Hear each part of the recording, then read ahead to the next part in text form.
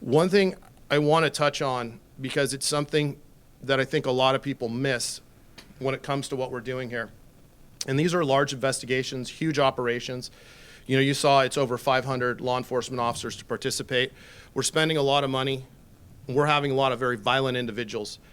But what we struggle with here in the state of California is something that I want to put out there, and the 58 sheriffs, myself included, have to deal with, is AB 109 and realignment, which happened, we'll say, somewhere between 2005 and 2010. And during that time, we've slowly closed down prisons in the state of California. We've closed down prison beds, and we've reduced the number of available prison beds. When Jerry Brown was governor, we got 1022 funding, which allowed us to build our new West Annex jail. But as the agreement to build that, we had to close the South Annex jail. So we did not gain any jail beds here in Fresno County.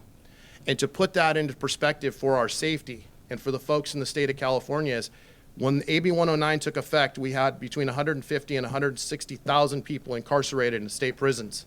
Today, based on the last Cal State Sheriff Conference I attended, CDCR claims there's 92,000 people in custody. So that's a reduction of almost 70,000. We know that crime really hasn't gone down. What we've done is we've put the responsibility of this on the local sheriffs without giving them funding or resources to keep individuals in custody. And many times you'll hear why an individual is released from the Fresno County Jail: because of overcrowding. Because now that burden has come back on us. Yes, the murderers, the really bad folks go to state prison, but we're housing people in our jail for 3, 5, and 6-year terms and even more. So if we still have the same number of jail beds, do the math.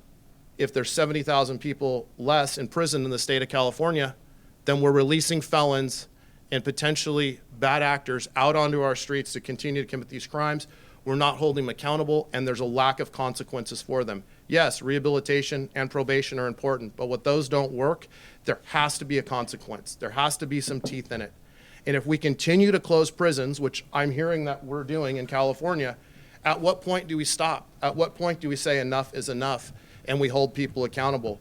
Because we can only hold so many people in county jails, and at some point they have to be let out, because we have Title 15 and other issues related to conditions of incarceration, so we can't just double bunk people and throw 500 people in a housing unit. Something has to be done. We have Prop 36 now, so you're going to have more people that are going to be subjected to felony charges. And so we must do something to house those individuals and to hold them accountable for their actions. Otherwise, the voice of the people to pass Prop 36 will be meaningless. Thank you.